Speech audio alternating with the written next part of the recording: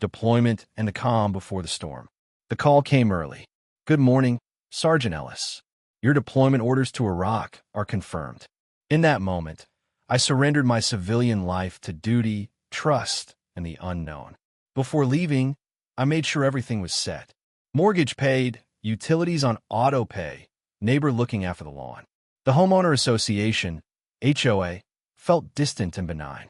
Paperwork, fees, regulations, never real until now. Peaceful duty, unforeseen betrayal.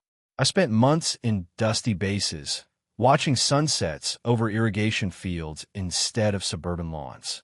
Letters from home reassured me everything was okay, until the email arrived. "Rent check for your property, due monthly." I frowned. It wasn't the check, but the tone. My home, my personal sanctuary, interestingly turning into an investment by someone I never met. Then came a formal letter from the HOA.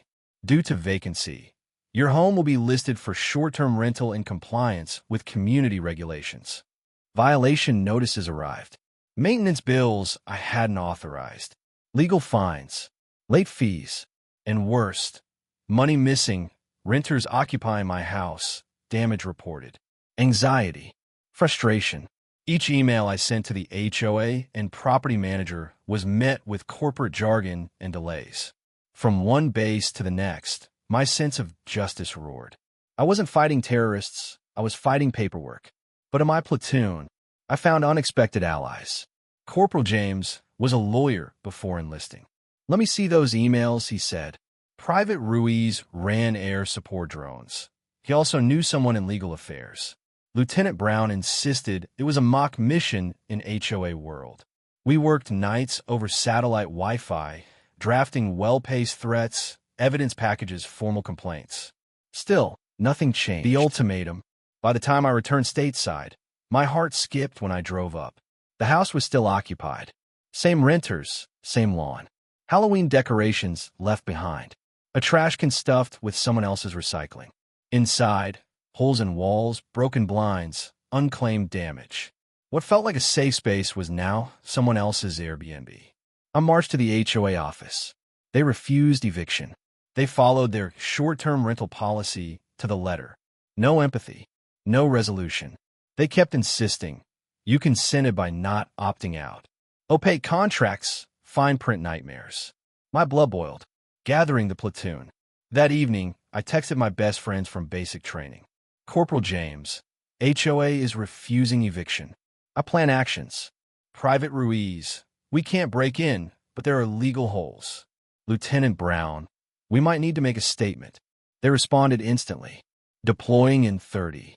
It wasn't about breaking the law, but reclaiming what the HOA refused to return. We hatched a plan combining tactics and legality. The reconnaissance. We inspected the property by daylight, documenting locks, condition, tenant details, mailing evidence, all legal reconnaissance. Houston had no law enforcement injunction. HOA had no explicit eviction orders. Everyone looked at paperwork. This was our opening. Operation Reclamation. Late afternoon, we executed with precision. Reddit r/true off my chest. News sites picked it up. LGBTQ groups surprisingly comment with solidarity. Turns out there was subtle bias in HOA veto votes. It exploded. Rebuilding and reflection. I reopened my home to friends, family, and enlisted community. HOA demanded protocol changes. Other deployed neighbors thanked me. My platoon stayed close like brothers and sisters. We rebuilt trust, not war. Healing and home. Months later, grim reflection turned to joy. I hosted a 4th of July barbecue for base returnees. I realized something powerful.